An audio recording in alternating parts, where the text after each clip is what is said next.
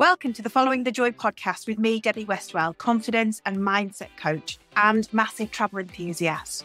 This podcast is a place to talk about being the best version of yourself, following your heart, making scary changes and having fun on this adventure that we call life. I'm your biggest cheerleader and I want you to know that it is never too late to start over and make a life you are excited to get out of bed for. So let's go and get following the joy. In today's episode, I am talking to Joanne Sale, who is a food business owner. She does authentic Mexican food because she lived in Mexico for a while, but also she is a foodie business strategy coach as well for helping females in the food business. She's raised 2 children. She started this business organically and she's just fun. We talk about imposter syndrome and how we get over it. We talk about how she lived in Mexico for a bit, where she learned that she's not a qualified chef, yet she's still managed to make a business off doing something that she absolutely loves. We talk about kind of finding the right people for us and just a little bit of motivational, how we just take 1% steps forward every single day, you know, how nobody actually cares what you do in your business as long as they're getting the results that they're driven. So we have like a really fun and fab conversation, and she just kind of explained how she got to where she's doing what she's doing today, and that it's clear that she absolutely loves it. And I think now I need to go away and eat some Mexican food. So I hope you enjoy this episode. Hi, Joanne. Welcome to the Joy podcast. I'm so excited. Thank you so much for having me here. Oh, you're more than welcome. Okay, so for everybody listening, just go ahead and introduce yourself because I'm super excited just to get stuck into this conversation with you. Thank you so much. Well, thank you for having me. My name's Joanne Sale. I'm a food business strategy coach. And what I do is I support women with food businesses, or just women in food in general, who are stuck in what they're doing. And what I do is help them to take their next steps with confidence, on their terms, their way, their business, their way, so that they can create more work-life balance as well. Oh, I love that. It sounds very official, like food strategy. It's a lot more fun than that. I know. Maybe I need a more fun name. Maybe I should think about that. I was going to say, but yeah, you are a lot of fun. It sounds quite serious, doesn't it? I'm not really that serious at all. So, okay. So, give us a little bit of your history of like what kind of led you up to helping other people in the food business, because you've had your own food businesses as well, haven't you? I have. So I've had a catering business, Mexican catering business since 2018.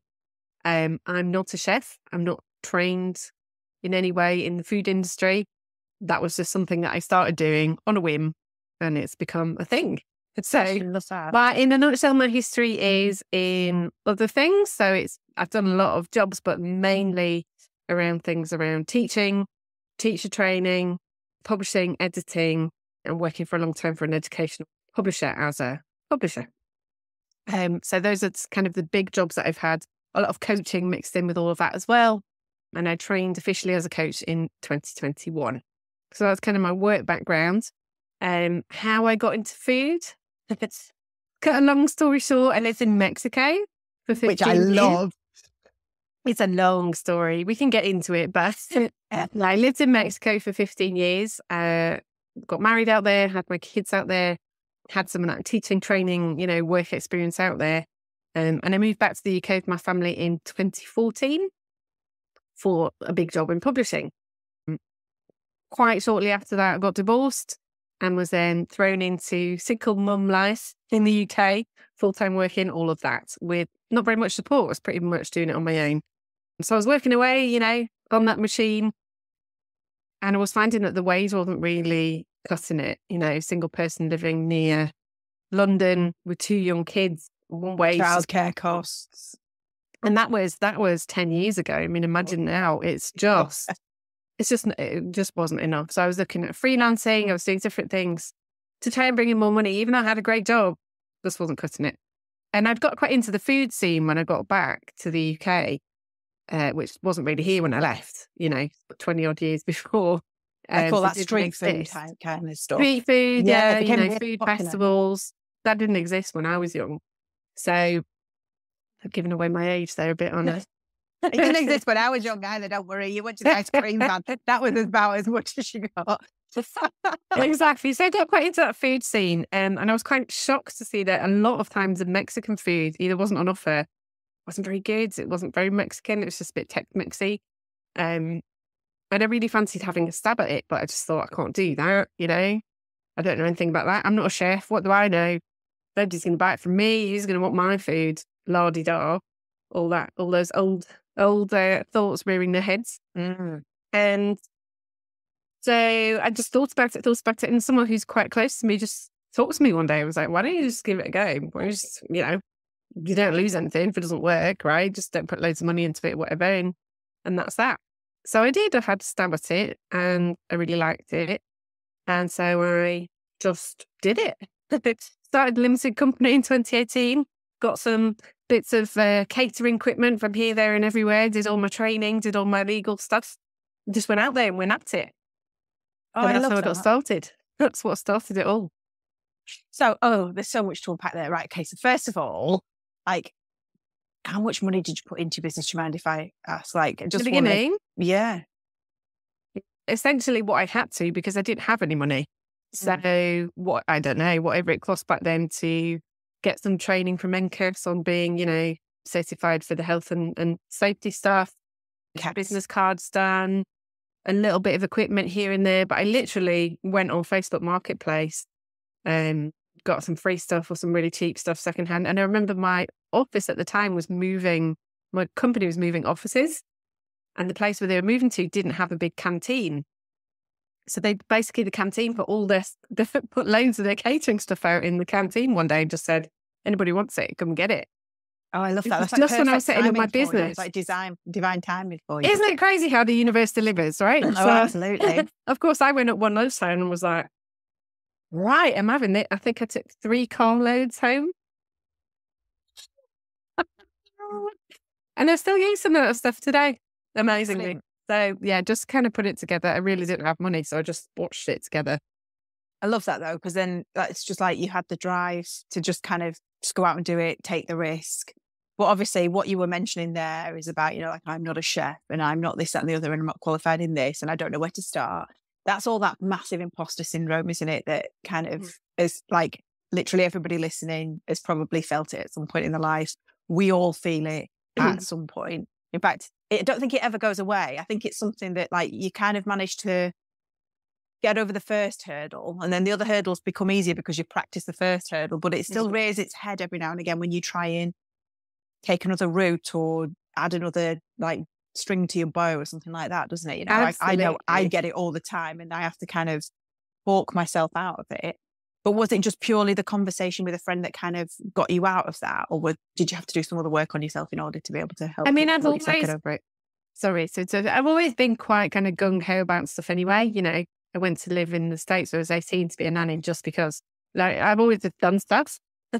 You think, went to Mexico after uni just because, like, I don't get held back from stuff like that. And I think quite often that imposter syndrome can, if you're that kind of creative gung-ho kind of person, it can rear its head at a different time. So it happened for me, and it happens with almost all of the women that I work with as well, that it comes later. You know, I'm working quite often with women right now who've been in food industry, in their business, cooking, whatever, for 10 years, 15 years, 20 years. And they make this amazing stuff and they're really experienced. And yet they want to take a different direction in 2024. And the brain is just throwing it all out at them. You can't do that. You're not, why would you? Who are you to pay yourself a decent living wage? You know, like this kind of stuff. And it's crazy because these women have been doing this for a really long time. And that's something that I felt. So I think when you're starting a new food business like that, it's very much focused on creativity and passion for it. And that's why people start a food business, right? We don't start food businesses to do social media, marketing, finance, admin, and all that other stuff. You do it because you love the food. Right? Yeah, and you want to see people's faces when they're eating the food. You want to see the joy, the enjoyment and stuff. That connection with people wanting to try your food and they like it, or learn something new if it's something they've not had before. So generally, people starting their businesses at the early stages, you don't have that syndrome because you're just so excited about doing it. It comes later, so 18 months in, 2 years in, 5 years in, 10 years in, when you're starting to realise that, okay, it's good, but now I need to make it profitable.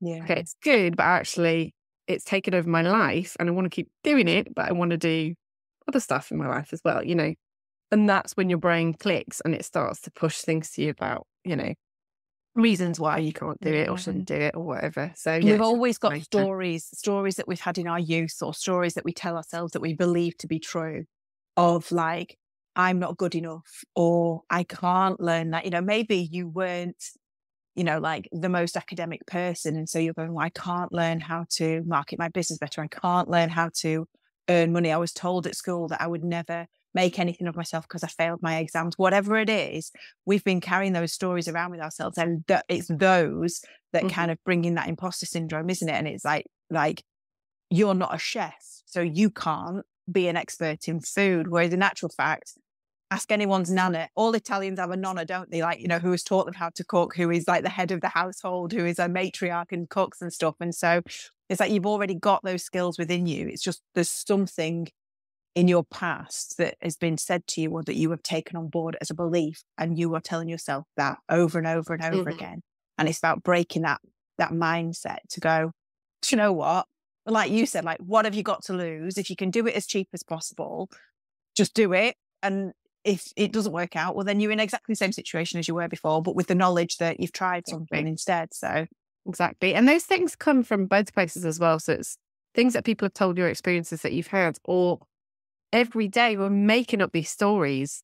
We're literally making up stories and then believing them. The brain is literally like Hans Christian Andersen, isn't it? We get all these pieces of information every day and we're just translating them into stories in our heads and then finding reasons why they are true, right? Yeah. So I do have a lot of women who come to me with those past experiences, those things, people that have told them things and all of that kind of stuff, but also they're looking for reasons sometimes why they can't do it to justify the stories that they've created, right?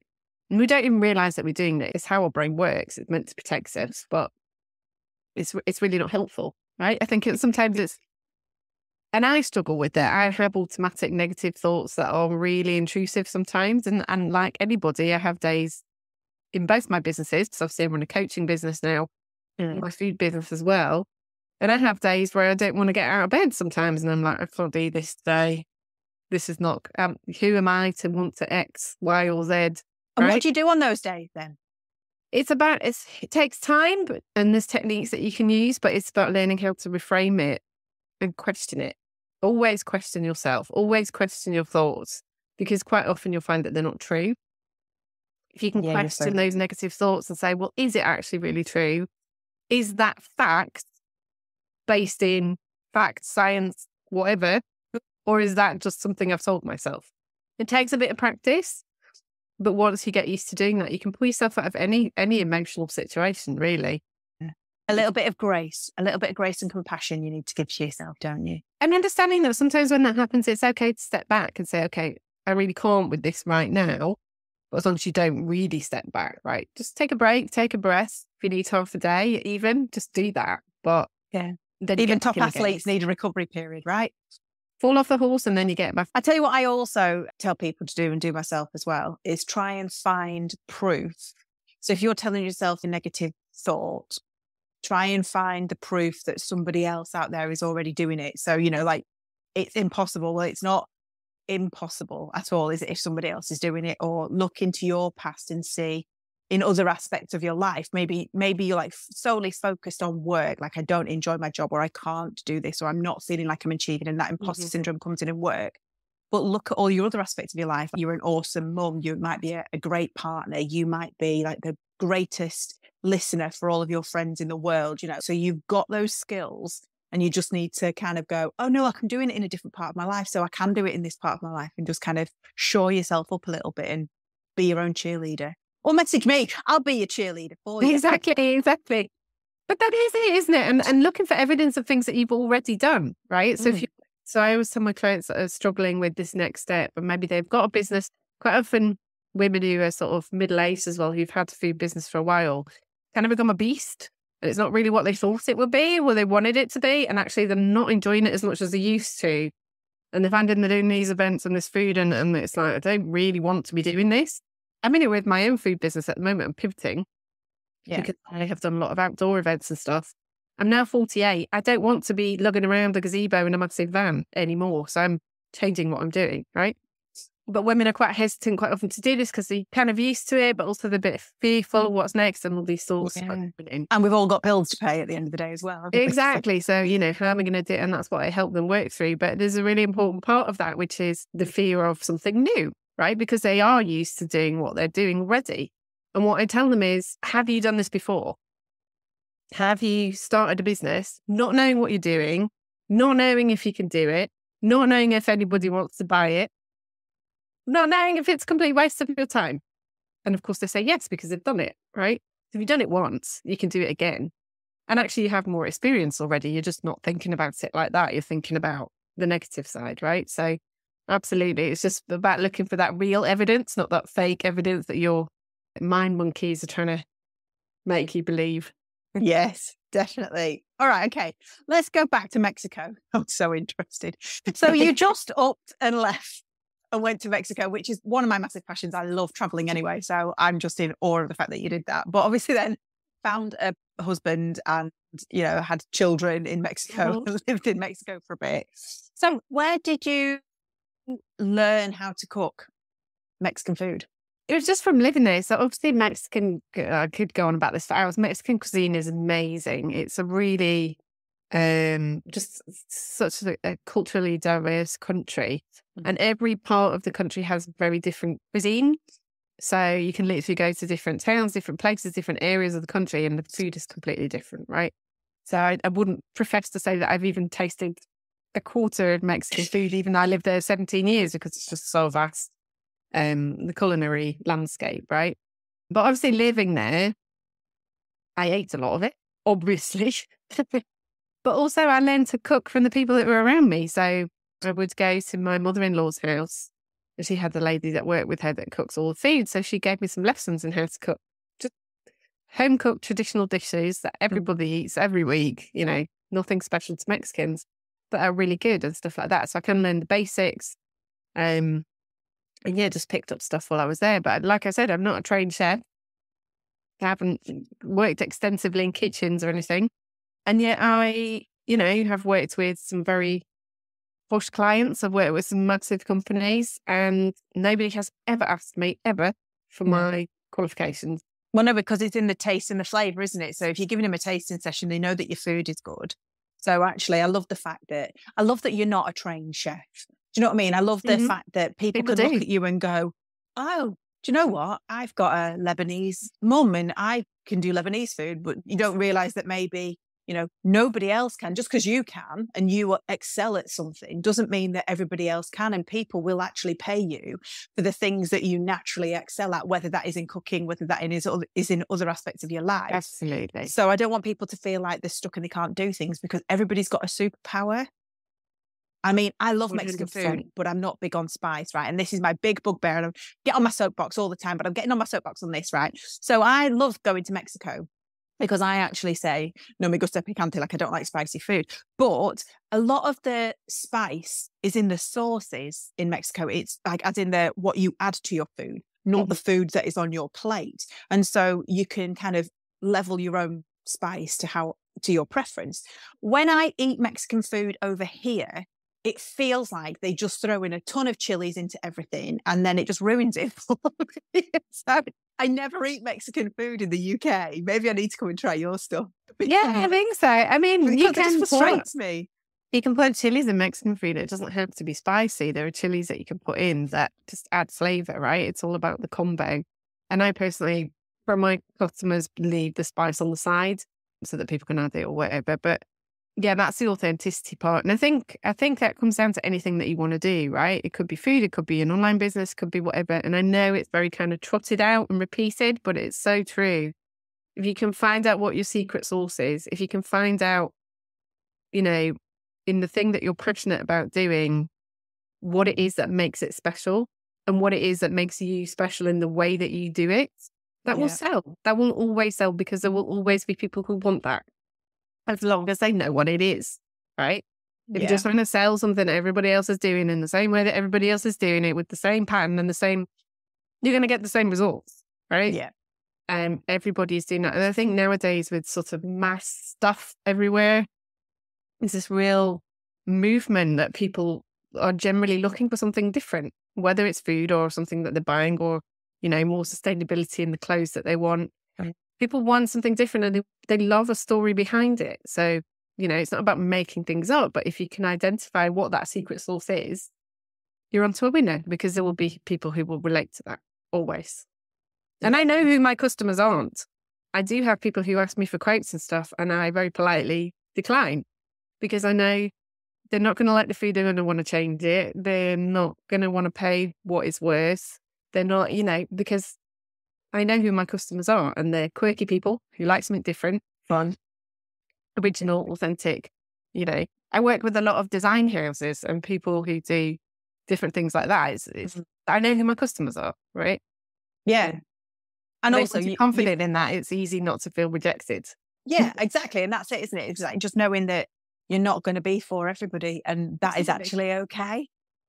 Like, it's, you just find your tribe, basically. I've always said this, whether it's in relationships, whether it's in, anything like that, you find your tribe. I went for years on cruise ships, just like feeling crap, because all of the guys that I quite fancied always went for the young, skinny dancers, or the very, very young spa girls, or whatever it was. And I was like, what am I, chopped liver? Bloody hell, is nobody even seeing me here? And then I landed on a ship with a lot of South American, Central American guys who liked, well, basically white girls with curves. And I was like, oh, I found my people. They all loved me. I became like the most popular girl on the ship. And I was like, oh, I just needed to find my tribe. And so whether that is in a relationship, whether that is in work, whether that is in your own business, like you said, with customers and stuff, or whether that is even in, like, if people are listening and you're in a workplace environment, you're not going to get on with all of your colleagues and the people that you work with. Just find the ones that you do, and just be, work polite to everybody else. And just know that that's not you. As long as you're showing up authentically yourself, then people will love you for you, and other people will be like, meh. And congratulations if you're splitting the pack, because we can't please everybody. Exactly. I always tell my clients to look for people who have the same level of weirdness as them, because everybody has their weird. Everybody. Yeah. Show it. Put it out there. Loads of people won't like it. You don't want those people anyway. And, I think we're just so obsessed nowadays with, I've got to have social media accounts that are massive and loads of followers and this, that, and that's the only way to be successful. Calling it's absolute bull. I've had, over the last 6 years, I think it's 200 followers on Facebook for my food business. I don't need it since last year, maybe 250. I didn't really have any on Instagram last year. And I've done really, really well over the last 6 years. It's not about how many people you have. It's about the quality. The right people. Right? Yeah, I love that. What's your weird? What's my weird? Yeah, what's your weird? Just being a bit kooky, I suppose. I mean, so part of my mission is to help, this is related, I promise. Part of my mission is to help provide lots of services and tools and resources for women in food, because there isn't enough out there. There are a couple of organisations. There's one called Women in Food, which is really good, and it's growing and it's trying to do stuff, but there's not enough. There's not enough representation of women in the industry. So you go to all these massive trade shows and all the speakers are male, bar two. So that's my mission, is to kind of start building up a community where women can get that are accessible at whatever stage of the journey they're in. So my weird is being quite myself in terms of the way I am anyway, which is very anti kind of, what's the word? Standardized, I guess. Anti-stuffy, Non-conformist. Don't think you need a formal business plan and a this, that and the other and a million spreadsheets to run a successful business. Sod that stuff. You don't need it. Like, do it this way. Just get it done. Get it going, right? Actions for impacts, that kind of thing. So my way of being on my reels and on social media and everywhere is pretty much the same as when you meet me. Yeah. It's just a little bit of fun. Here's the information. See you later. Which is why at the beginning I was like, well, your job title sounds very, very serious. I know. Yeah, you made me think about that now. Maybe I need to change it. It's hard. It's hard that, coaching doesn't really exist in the food industry. No. it's quite a relatively new thing. There aren't many of us doing it. So it's quite hard to find a job title that people will understand what you do. But maybe I need to work on that. Make food fun again.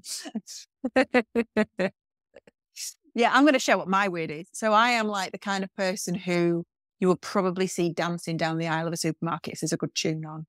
Or like I went for a skip the other day. Or I love Harry Potter. So anything to do with Harry Potter, quite frankly. Yeah. And I think we should go supermarket shopping together. What, wearing Harry Potter robes? That'd be fun. Yeah, do it.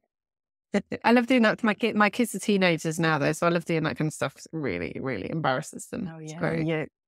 You're not a fun mum anymore, are you? Got to get your cake somewhere. Yeah. But I guess what you do is really good for people, isn't it? Because like you, people have been mums and navigating that whole, like, how do you cope with your business, building it up when your kids are ill or they've got exams or they've, I don't know, been dating for the first time and they've had the first heartbreak or whatever it is, because ultimately being a mum is your number one job, isn't it? And then everything else is secondary to it. So it's, people can learn from you and you've walked in their shoes, if that makes sense. But more than teaching them from my experience, I feel like it's more kind of just giving people the space to be able to do it their way, right? Yeah. Because again, it's like, it goes back to those limiting beliefs, right? And thinking that you have to do things a certain way and thinking that you're not a proper business if you don't do X, Y, and Z, right? Or whatever it is. And I think it's absolute rubbish. Nobody cares how you run your business. Nobody's asking how you do it. Nobody cares. All they care about is what you got. And just the end result, right? Right? So do it, do it your way. And that's what I do. I work with women to kind of help them find the way to do it their way. That's profitable. That's successful on their terms, because success means something very different to different people. It's very personal. And just get that straight in their mind as well, so that they have the tools to do it. They know how to do it, but also they have the mindset that, okay, this is okay. This is actually what I want. And this is what I'm going to go away and do. Right. And it's fun. I love it. It's fun. I think it comes from teaching background as well. The thing I loved about teaching was that light bulb moment with students where, especially with kids, where you see them learn something new and you can literally see the light bulb appear over their head. And this look of this dawn of realization on their face that they've understood something. Wow. It's a very similar thing with coaching, but like to 1,000%, because you're changing the way people feel and think about things. So, watching your customers and your clients go through that, it's so good. It's such a good. Oh yeah, I completely agree. And I'm the same. I've had it myself. I've had those wow moments when I've been coached. I've had those like moments of that one. I mean, the big one for me was that whole like, I'm an architect of my life, which means that I have created exactly where I am right now, which means that I have the choice to create something different if I want to, like massive light bulb moment for me. And that is like just life-changing, really, when you can get your head around it. And I love what you said then, go about, like you don't think it has to be normal. Like even Richard Branson, right? I love Richard Branson just because he didn't have formal education. He's made an amazing business, but also he wasn't comfortable in suits. And so he decided to go to meetings in jeans. Like, so he did the same thing. He was quirky and he was just like, I don't have to turn up in a suit. It doesn't, just because I'm wearing a suit doesn't mean that my brain works any better. I've got a business head, and so I'm going to wear jeans and a smart jacket. And then I'm showing up authentically me and going back to what we said before. And those people who don't want to work with me because they want to see me wearing a suit can trot on. And everybody who does want to work with me will, and look at how successful he is. So. And not having that fear of failure, right? Failure is how you learn. We learn from friction, that friction inside you of that exact friction of maybe I can't, maybe I can. Like that's what drives us. So, for anybody listening who is really interested in getting that kind of sorted in their brain and more interested in using that friction and fears and things to drive you, a really good person to listen to as well is Stephen Bartlett, who again comes from a very, poverty-ridden background, things like that, and has made, a massive success of himself. He's had loads of businesses and they've failed and they haven't made no money and he sold them or just dropped them or whatever. Listen to him because he has some really interesting thoughts on little things that you can do to use those negative thoughts and those fears and those things and totally turn them around and use them to drive you. It's really worth it listening. And he does little snippets as well. Sometimes they're only 5 minutes, his interviews, and they're really, really good. Oh, I love that. Yeah, you're so right. And also that fear, and like you said, we learn from it. But what's got you here isn't going to get you to where you want to go to. I love that kind of quote. I can't remember who said it. So basically, everything that you've had in your past has got you to where you are today, which is awesome. Like all of the lessons and everything. And we've failed at things, like I failed my first driving test, but I took a second one because I desperately wanted to get out on the road and leave my little village. And so, if you want something enough, you just keep trying and just like kind of little changes and stuff. But we only hear of the successful side of the businesses. We don't hear about all of the times people have failed, when people, kind of reach the stars and become famous and, are very wealthy or successful. We only hear about the successes. We don't hear about, like you said, like Stephen Bartlett. I'm sure like Lord Alan Sugar, like everybody who is like big in business, has failed at something or, learned at something, had something that hasn't gone right. They've tweaked it and then they may be completely pivoted. But I think if you're listening and you're thinking, oh, I'm miserable in what I'm doing, or I want to make a change, you can make a change. Look at Joanne. She's not a chef, but she's got a very successful business. Like I said, Richard Branson hasn't got education, but he's got a very successful business. Stephen Bartlett came from somewhere, probably had to get over like a lot of mindset of somebody from where I grew up doesn't get to be a millionaire or anything like that. Those little stories that we've told ourselves. So you can do it. You can do anything. And like, you've just got to take one step and start, I guess. It really is that old 1% every day, right? If you 1% every day towards something, then you're going to be 360% nearer to it, right? Yeah. And I do believe very strongly that action trumps inaction every single time. Motivation doesn't come by itself. It comes from the taking action. It's the taking of the action that motivates you, not the other way around. Motivation doesn't exist in a vacuum. It just doesn't. You have to create it. So there's a quote that I love by Tony Robbins. Not a massive fan of Tony Robbins, I'd have to say, but I do love this quote. And I actually use this in my life. I tell myself this quote probably 12, 15, 20 times a day. It just pops into my head and I love it because it's so true and it's such a driver. And it says something like, where your energy flows, your focus goes.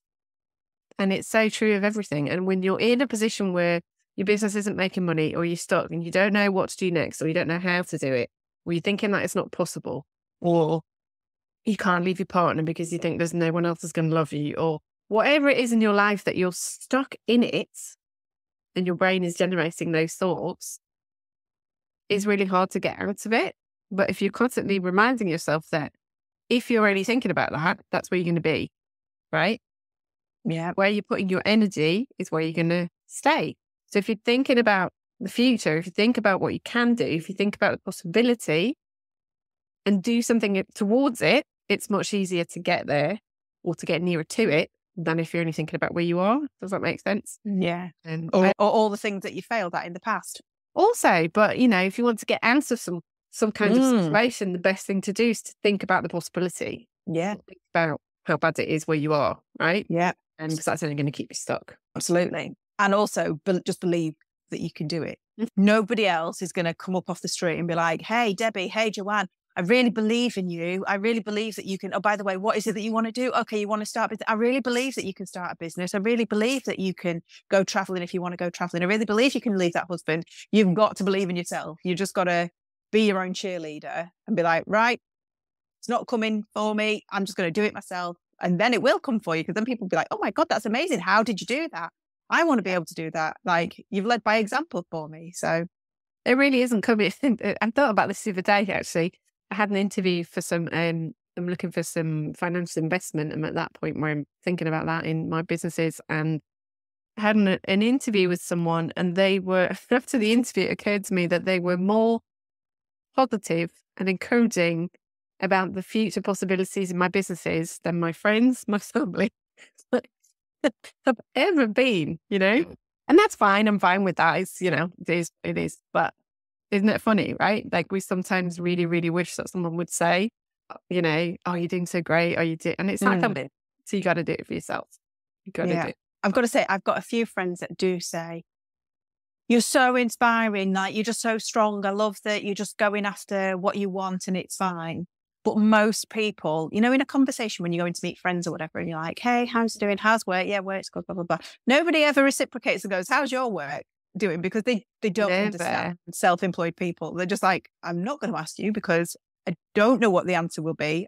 I'm not sure how to respond to the answer that you're going to give me. Going back to that brain tells you stories. So therefore, I'm just not going to ask in the first place. So I'm finding that I don't really tell people anything about what's going on in my life work-wise because they just don't get it, which is really important to go back to again, finding your tribe and having like that support network of people who are going through what you're going through or you know, are in the same field as you or something like that, that you can be quirky and weird with, that you can go, does anybody know how to do this? Or has anybody come across this problem? Or I want to celebrate something. I've just done this amazing thing and I've reached this milestone. And like people are like, yes, awesome, because they know how hard it takes, like hard work it takes to get to that point type of thing. Whereas your friends are awesome and they'll love you and they'll probably help you bury a body if they need to. But you know, then they don't necessarily always understand work.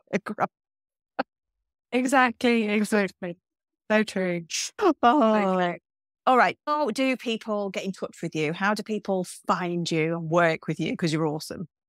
Oh, thank you. So mostly at the moment I'm on social media. So I'm Instagram at Foodie Biz Coach. I'm on LinkedIn, Joanne Amy Sale as well. You can find me on there quite often, Facebook as well. But I am launching quite a lot of stuff in March that will be coming. So if you follow me on social media, and my website is in development and that's coming in March, there'll be loads of freebies on there. And I've got a lot going on this year. I'm going to start doing networking for women in food. There's online courses coming that are really affordable, so people can take those as well. And I've got a really cool interview series starting in March on social media, and also some of the interviews will be available on the website called Food Biz Banter. And this is going to be interviews with women in food, food industry experts, loads of different people coming on from different walks of the industry. To talk about challenges, to talk about, you know, tips and things. It's going to be really, really cool. I've got, you know, just a whole bunch of people coming on. So that's really exciting. So yeah, do follow me on social media. All that is coming in the next few weeks. Awesome. And I'll put all of those links in the show notes. So you just literally have a quick comment to go and find Jo. Because she's fabulous. All right. So I'm going to try and do a recap of your key takeaways from this episode. Okay. So the first one is the universe always delivers. I will go into this in more detail in other things, but I think I've already done a podcast on this. That you've got to be careful what wording you use, because the universe will deliver it. But if you are going through that imposter syndrome, like as Nike says, just do it. Just question those negative thoughts.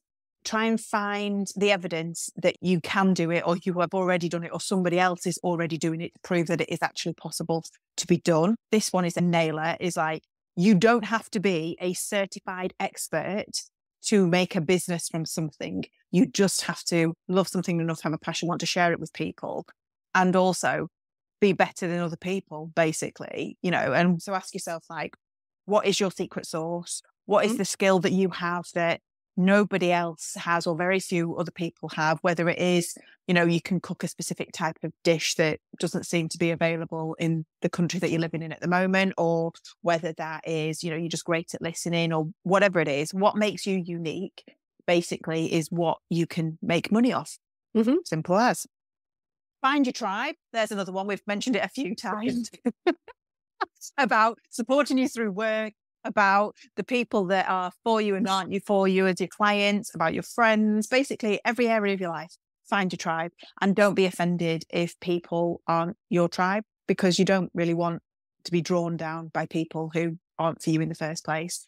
I love your quote of, nobody cares how you run your business. It is literally the result that you give them, whether that's the food, whether that is... Nobody cares how it gets done.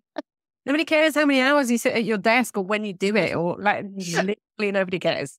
Exactly. The next one is action trumps inaction, and just 1% every day will get you there eventually. And then obviously where your energy flows, your focus goes. That's one that I've used a lot of, but they are your key takeaway. It has been fabulous. I feel like I want to go and make some Mexican food now, Joanne. I have to send you some. I'll send you some. Non-spicy, thank you. But Thank you ever so much for spending time with me today. Thank you so much for just being fun and fabulous and just proving to people that, you don't have to have the specialist education. You've just got to have a little bit of guts, be a bit creative and just put it out there. So thank you ever so much. 100%. Thank you, Debbie. It was lovely to talk to you. Thanks for listening today. I hope you enjoyed that conversation as much as I did. And as always, any links or anything mentioned will be in the show notes. If you haven't connected with me already, I'd love to meet you. So come find me on Instagram at Debbie Westwell Coaching. You can always slide into my DMs and let me know what you thought about this episode. Or why not join my Facebook community, the Alchemy of Self-Care free community. You can also find out how to work with me at debbiewestwell.com. If you like what you hear, then please follow me or hit the bell icon. Share with somebody like you who would benefit from listening. And if you have time, then leave me a positive review and that would be fabulous. Thank you for being your wonderful self, and I can't wait to chat next time.